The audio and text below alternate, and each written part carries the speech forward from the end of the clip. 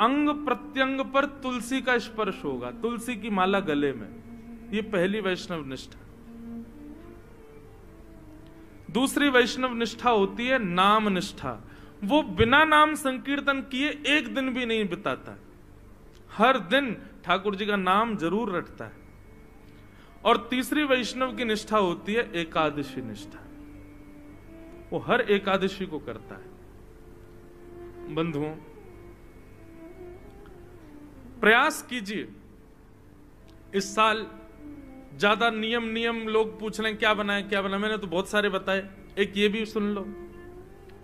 संपूर्ण एकादशी करो।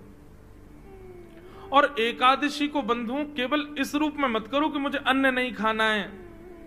एकादशी कोई व्रत तो है, पर वो एक निष्ठा का नाम है एकादशी। जैसे करवा चौथ के दिन पत्नी अपने पति के लंबी आयु के लिए व्रत करती है, वो व्रत नहीं है, पत्नी का पति के प्रति निष्ठा प्रेम को दिखाता है। हमारे हिंदू वैदिक सनातन धर्म में कोई कन्या यदि एक करवा चौथ का व्रत विवाह के बाद ना रखे तो लोग बाग फिर कहते हैं अरे यार रखना चाहिए तुमको। वो सौभाग्य होता है, वो सौभाग्यवती मान करके व्रत करती है। किसी भी, मुझे नहीं लगता कि हिंदू वैदिक बहन को विवाह के बाद करवा चौथ का व्रत रखने में भार पड़ता हो, बल्कि वो तो आनंद आता है उसको, वो और प्रसन्नता से करती है। वैसे ही वैष्णव को एकादशी करनी चाहिए। जैसे साल में एक बार करवा चौथ के लिए वो प्रसन्न होती है, सजती है, तैयार होती है और इतनी उसकी निष्ठा होती है कि आज करवा चौथ है, मुझे अपने पति की लंबी आयु के लिए व्रत करना है। ठीक वैसा ही उत्साह एकादशी के लिए होना चाहिए एक वैष्णव को। आज में अच्छा, नियम भी वही है। व्रत करने से क्या होता है बंधुओं बताओ? आप अन्न नहीं खाते, पूरे दिन अन्न नहीं खाते, फलाहार खाते, उसका प्रभाव क्या होता है? जिस दिन आप अन्न सेवन नहीं करते हो उस दिन आपकी एक दिन की आयु बढ़ जाती है। व्यक्ति की आयु दो चीजों से कम होती है, एक तो अन्न सेवन करने से, एक बहुत बोलने से। दो क्रियाओं से मानव की आयु घटती है। जो बहुत खाता है और बहुत बोलता है उसकी आयु कम होती है। आप कहोगे महाराज जी फिर तो आपकी तो अभी कछु साल की रह गई होगी। 7 साल से कथा कर रहे हो, अनवरत 4 घंटा बोलते हो और बैक टू बैक दे दनादन कथा कर रहे हो, तो आपकी तो आयु नेकी रह गई होगी। ये भी एक विडंबना है कि आप यदि भगवत चर्चा कर रहे हो, भगवत नाम बोल रहे हो, तो आप उतनी देर मौन ही माने जाओगे। आप सांसारिक चर्चा कर रहे हो तो काउंट होगा कि आप बोल रहे हो, लेकिन आप भगवत चर्चा कर रहे हो तो वो उस समय आप मौन ही माने जाओगे। इसलिए मौन व्रत जो लोग करते हैं या जिनके वर्षों के मौन के नियम होते हैं, उनको अधिकार होता है कि आप यदि भगवत चर्चा या भगवान नाम बोलने का आवे तो आप मौन नहीं, आप बोल सकते हो, क्योंकि वो मौन ही माना जाता है। अगर इस रूप में देखा जाए तो अभी तक तो मैं बोला ही नहीं होऊंगा फिर, क्योंकि सुबह से आप लोग मिलने आते हो और हर कथा में यही नियम रहता है, और फिर शाम को कथा होती है। रात में इतना बोल लेता हूं, दिन भर की रात में बोलने का मन नहीं होता। मैं अपने कक्ष में जाके बाकी सब बोलते हैं, मैं सुनता रहता हूं, तो इस नाते से तो मेरा पूरे दिन मौन में ही निकल जाता है। तो बहुत बोलने वाला और बहुत खाने वाला, इनकी आयु कम होती है। आप एक दिन का व्रत करते हो तो चित्रकेतु अपनी डायरी में तुरंत नोट डाउन कर लेता है कि आज इसने व्रत रखा है, इसने अन्न नहीं खाया है। तो आपकी आयु जो दिन थे, इतने दिन आपको मिले थे, उसमें एक दिन चित्रकेतु बढ़ा देता है। ये होता है व्रत से। और वही करवा चौथ के दिन माताएं व्रत करती हैं, शाम को चंद्रमा देखते, पति को देख के जल पी लेती हैं, अन्न खा लेती हैं, पूरे दिन की अपनी आयु अपने पति को दे देती हैं। एक ही दिन की आयु मिलती है पति को, बस एक ही दिन बड़ा होगा बेचारा, कोई उसकी 10-15 साल की आयु नहीं बढ़ती है, एक दिन। ठीक वैसी बंधुओं एकादशी के दिन हम लोग ठाकुर जी को कभी पुष्प अर्पित करते हैं, तुलसी अर्पित करते हैं, प्रसाद अर्पित करते हैं। ये सब तो संसारी वस्तु हैं। हमने ऐसा क्या दिया जो अमूल्य था? तो एकादशी के दिन हमने व्रत किया, हमारी एक दिन की आयु जो हमको बोनस में मिली हमने ठाकुर जी को अर्पित कर दी। ठाकुर जी हमारी सबसे बहुमूल्य वस्तु है, हमारी प्रत्येक क्षण, हमारा प्रत्येक दिन, हम हर दिन जीवित रहते हैं, ये इससे ज्यादा अमूल्य कुछ नहीं है। आज हम एकादशी करके आपको अपना एक दिन जो हमें प्राप्त हुआ वो हम आपके चरणों में निवेदित करते हैं, आप स्वीकार करें। यह है एकादशी। एकादशी के दिन बंधुओं अन्न में पाप का निवास होता है। उस दिन अन्न सेवन करने वाले व्यक्ति को उसने पूर्व में जो पाप किए और उन पापों को किसी प्रायश्चित से यदि खत्म कर दिया, आपने पूर्व में कोई पाप किया, गंगा स्नान आदि करने से वो पाप नष्ट हो गया और एकादशी के दिन अन्न खा लिया, तो जितने पाप आपके नष्ट हुए वो पुनर्जीवित हो जाएंगे। इसलिए एकादशी के दिन अन्न सेवन को वर्ज्य माना गया।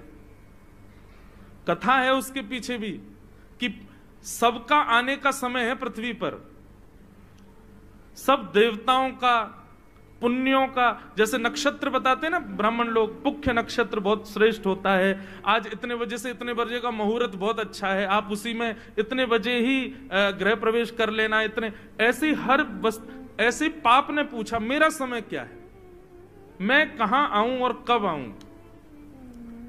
तब एकादशी के दिन पाप को अन्न में निवास दिया और पाप को ऐसी किसी जगह स्थान दे दे। ऐसे तो बहुत सारे स्थान दे रखे हैं, मदिरा में रहो, परस्त्री गमन में रहो, आदि आदि इन स्थानों में, मांस भक्षण आदि में रहो, लेकिन पाप बोला भगवान ये तो केवल राक्षस ही सेवन करते हैं। मैं चाहता हूं कि कभी कभी सुधरे हुए लोगों के पास भी जाऊं। तब ठाकुर जी ने कहा ठीक है, तो फिर सब अन्न के बिना नहीं रह सकते, एकादशी के दिन तुम अन्न में रहना। हम नियम बना देंगे, वैष्णव उस दिन अन्न नहीं खाएंगे, सामान्य लोग तो खाएंगे और फिर उनको पाप लगेगा। तो ये विधान है भैया, नियम है संसार का, नहीं तो नरक के द्वार भी तो बंद हो जाएंगे, वहां पे भी तो कोई आते जाता रहना चाहिए। इसलिए एकादशी के दिन अन्न में पाप का निवास। 5 वर्ष से छोटी आयु के बालक, 90 वर्ष से ऊपर के लोग और किसी गहरी बीमारी से संलिप्त व्यक्ति, इनको एकादशी पर छूट है। बाकी सबको प्रयास करना चाहिए कि वे एकादशी का व्रत करें। अगर आप वैष्णव हो तो, वैष्णव मतलब विष्णु के, ठाकुर जी के किसी भी रूप में उनको अपना मानते हो, तो आपको एकादशी करनी चाहिए।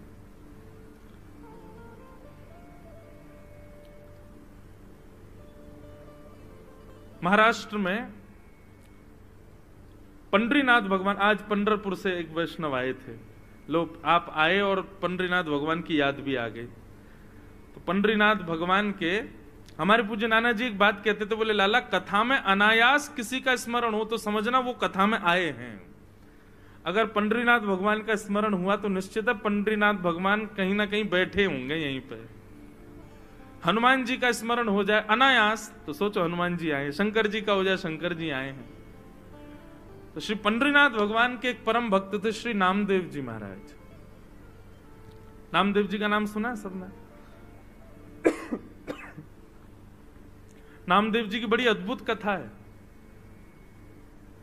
नामदेव जी की जो माता जी थी ना, उनको बिना विवाह के पुत्र प्राप्त हुआ था नामदेव। आप कहोगे कैसे संभव है? यही तो बात है। नामदेव जी की माता जी जब छोटी आयु थी उनकी, सब लोग ध्यान से सुनो, तो मीराबाई की भांति कथा आती है कि उन्होंने भी अपने पिताजी से पूछा कि मेरे पति कौन है, तो पिता ने ऐसी सहज में कह दिया घर के ठाकुर जी को, ये तुम्हारे पति हैं। और नामदेव जी की माता जी को पूर्ण निष्ठा हो गई, यही मेरे पति हैं, उन्हीं को पति मान करके रहने लगे। और रोज रोती कि आप मेरे पति हो, इस बात को आप स्वीकार नहीं करते, मैं तो आपको पति मानती हूं, आप मुझे पत्नी नहीं मानती। ठाकुर जी से रोती थी। और ठाकुर जी ने एक दिन प्रसाद दिया और उस कन्या के गर्भ से श्री नामदेव जी प्रकट हुए। महाराज पूरे गांव मोहल्ले और शहर के लोगों ने निंदा करनी प्रारंभ कर दी। लेकिन नामदेव जी की माताजी ने अपने पिताजी से रोते हुए कहा, मैं किसी की सौगंध खा के कहूं पिताजी, ये पुत्र साक्षात विट्ठल भगवान का ही है।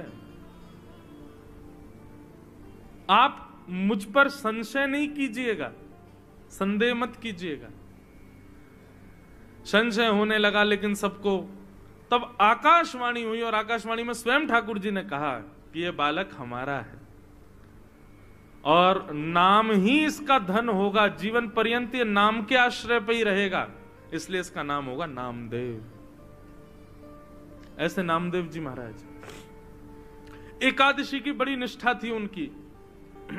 अच्छा, एक बात और कहूं बंधुओं, आपने यदि कोई भगवत संबंधी नियम चालू करने का मन बनाया है कि कल से मैं ऐसा करूंगा, कल से मैं रोज तिलक लगाऊंगा, या कल से मैं रोज ठाकुर जी की सेवा करूंगा, कल से रोज 108 तुलसी अर्पित करूंगा, या हर हफ्ते में एक दिन ठाकुर जी को अन्नकूट करूंगा, ये जो भी आपने अगर कोई नियम बनाने का मन बनाया तो उस नियम को तोड़ने की पूरी जिम्मेवारी ठाकुर जी लेते हैं। बोले अच्छा तो चलो हम तोड़वाएंगे, और किसी ना किसी रूप में वो नियम तोड़वाते ही हैं, इसलिए घबराना नहीं। आप जैसे ही संकल्पबद्ध होगे कि मुझे एकादशी रखनी है, अगली एकादशी पे देख लेना ऐसा कुछ होगा कि आप अन्न खाने पर मजबूर हो जाओगे। तब समझ जाना, बारे ठाकुर जी आपने ये किया लेकिन हम खाएंगे ही नहीं। आप अपनी स्थिति से हटना नहीं बस। तो नामदेव जी एकादशी की बड़ी निष्ठा थी उनकी, समस्त वैष्णवों की होती है। एक दिन भगवान ने नामदेव जी की परीक्षा लेने के लिए एक वृद्ध ब्राह्मण का रूप धारण किया, लाठी लिए महाराज, हाथ कांप रहे हैं, पैर चल नहीं पा रहे हैं, लुढ़क रहे हैं कभी इधर उधर। इस स्थिति में श्री नामदेव जी के घर ठाकुर जी पहुंच गए। नामदेव जी ने जैसी देखा कोई संत पधारे हैं, ओ महाराज जाकर के संभाला उनको, जय हो जय हो जय हो महाराज, आपको बारंबार प्रणाम। क्या हुआ? बोले अरे क्या बताऊं, 10 दिन हो गए मैंने भोजन नहीं किया है, मेरी स्थिति बहुत खराब हो गई है, मुझे अपने घर ले चलो, कुछ पवा दो मुझको। नामदेव जी तुरंत उनको अपने घर लेकर के आए, आसन पर सुंदर बिठाया, चरण आदि धोए। बोले ये सब मत करो भैया, मेरे भूख के कारण प्राण निकल रहे, जल्दी भोजन कराओ। नामदेव जी बोले भगवान आज एकादशी है, तो आप कहें तो मैं दूध पिला दूं। नहीं नहीं नहीं, दूध, तुम कैसी बात करो, भूख लग रही है मुझको रोटी सब्जी की, तुम मुझे दूध की बात कर रहे हो। ठाकुर जी परीक्षा ले रहे हैं नामदेव जी की, ब्राह्मण के रूप में आए। नामदेव जी बोले तो फल खा लीजिए। बोले फल खा लूंगा तो मुझे जुकाम हो रहा है, मैं फल नहीं खा सकता, मैं बीमार हो जाऊंगा, डॉक्टरों ने मना किया, वैद्यों ने मना किया है। नामदेव जी बोले तो फिर क्या आपको अर्पित करूं बताओ? बोले दाल भात बनवाओ, दाल भात बनवाओ, रोटी सब्जी बनवाओ, जल्दी वही पाऊंगा। नामदेव जी बोले क्षमा करें भगवान, द्वादशी तक प्रतीक्षा करनी पड़ेगी, अभी एकादशी चल रही है, आपको मैं अन्न नहीं खवा सकता। ब्राह्मण बोलने लगा मेरे प्राण निकल जाएंगे, मैं मर जाऊंगा अभी यहीं पर। अरे भैया, और शास्त्र भी आज्ञा करते हैं 90 वर्ष की ऊपर की आयु वाला नहीं भी करे तो चलता है, मेरी 90 के आसपास की उम्र है, अब कोई बात नहीं ना, आप हमको भोजन करा दो। नामदेव जी बोले भैया क्षमा करें, ना हम खाएंगे ना हम खाने देंगे, ये एकादशी का नियम है, ये तो करना पड़ेगा आपको। बोले मेरे प्राण निकल जाएंगे, मर जाऊंगा, तुमको अच्छा लगेगा? तुम्हारे घर पर आकर के कोई ब्राह्मण भूखा मर जाए? नामदेव जी बोले मरना तो एक दिन है ही, आज एकादशी, आज ही चले जाओ, इससे बढ़िया दिन क्या होगा। ब्राह्मण ने महाराज चिल्ला चिल्ला करके मोहल्ले वाले बुला लिए सारे। बोले देखो ये नामदेव अपने आप को बहुत बड़ा भक्त कहता है, पूरे पंढरपुर में इसके चर्चे होते हैं, ये भक्त है, देखो ये क्या कर रहा है। सबने कहा भैया क्या हो गया? नामदेव जी बोले आज एकादशी है, ये 10 दिन के भूखे हैं, कह रहे हैं भोजन कराओ, हम कह रहे हैं एकादशी है, द्वादशी तक प्रतीक्षा करो, और पाना है तो फल पालो, दूध पी लो। पड़ोसियों ने भी कहा नामदेव जी आप करो ना एकादशी, उनको क्यों करवा रहे हो जबरदस्ती, उनको बेचारों को दे दो जो भी है। नामदेव जी बोले क्षमा करो, मैं इनको अन्न नहीं दे सकता, अब तो मोहल्ले के लोग भी बुरा भला कहने लगे, बोले नामदेव ऐसी कौन सी भक्ति होती है कि तुम जबरदस्ती दूसरे के ऊपर थोप रहे हो कि करना ही पड़ेगा।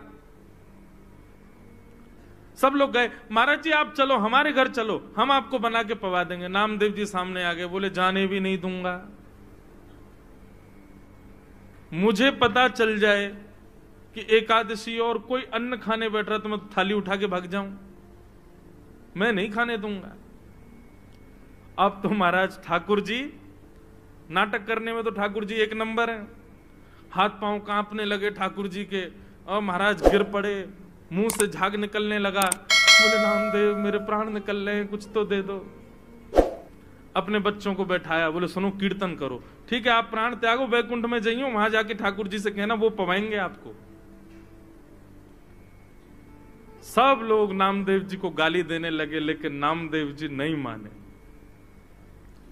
और महाराज करते करते करते ठाकुर जी ने ब्राह्मण के वेश में ऐसा प्रतीत कराया कि उनके प्राण निकल गए। और जैसे ही प्राण निकले, मोहल्ले के लोग, पंढरपुर के लोग नामदेव जी को खड़ी खुट्टी सुनाने लगे।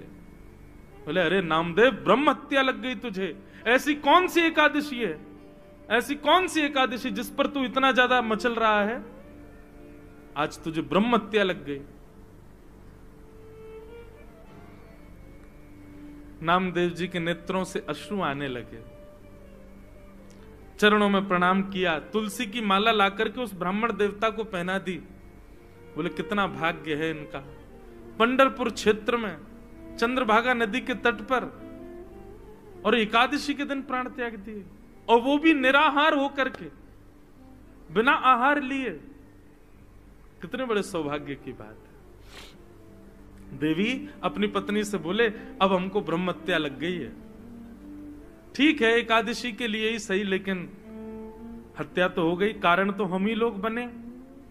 अब ठाकुर जी तो हमारे हाथ की सेवा स्वीकार नहीं करेंगे, और अब तो हम नाम जाप करने के भी अधिकारी नहीं है क्योंकि ब्रह्म हत्या लग गई। चलो इन ब्राह्मण देवता की अंत्येष्टि करते हैं, और उसी चिता में हम लोग भी जीवित अपने प्राण त्याग देंगे। जब हमने ऐसा किया तो हम ये करेंगे। ठाकुर जी की महाराज ब्राह्मण वेश की अर्थी बनाई, अर्थी पर ठाकुर जी को लिटाया। ठाकुर जी अब भी परीक्षा चली रही है ठाकुर जी की। सोचो कितनी स्थिति पहुंच गई, यहां तक तो कोई भी हम में से आप में से कोई भी पिघल जाएगा, लेकिन नामदेव जी नहीं माने। सुंदर चिता लगाई, चिता पर ब्राह्मण देवता को बैठाया, अपने छोटे से पुत्र को बैठा दिया, अपनी पत्नी को बैठा दिया उसी चिता पर, और स्वयं भी बैठ गए। और पंडरीनाथ भगवान का स्मरण करते हुए चंद्रभागा नदी को प्रणाम करके अग्नि का एक सुंदर लकड़ा लेकर के स्वयं चिता में अग्नि लगा करके नामदेव जी हाथ जोड़ करके बैठ गए। जैसे ही अग्नि, अब भी ठाकुर जी सोच रहे थे कि कुछ तो होगा, नामदेव शायद बदल जाए, लेकिन नहीं, नामदेव जी तो पूरे तैयार थे प्राण त्यागने को। जैसे ही चिता की अग्नि नेक ठाकुर जी की कमर पर छुई होगी, सोई महाराज ब्राह्मण देवता तो उठ करके बैठ गए, नामदेव जी को खींच लिया, उनकी पत्नी को खींच लिया, बच्चों को खींच लिया। नामदेव जी महाराज देखने लगे क्या हुआ, तुरंत नामदेव जी को झलक दिख गई कि ब्राह्मण के रूप में साक्षात श्री पंडरीनाथ भगवान ही खड़े हैं। अपने हृदय से लगा लिया नामदेव जी को। सब गांव के लोग इकट्ठे हो गए देखने के लिए, और जैसे ही हृदय से लगाया, ऐसा प्रतीत हुआ एक क्षण के लिए दर्शन देकर के ठाकुर जी वहां से अंतर्ध्यान हो गए। सब ढूंढने लगे ब्राह्मण कहां गया, कहां गया। नामदेव जी ने बताया, बोले ब्राह्मण नहीं थे, श्री पंडरीनाथ ही आए थे और हमारी एकादशी की परीक्षा लेने आए थे।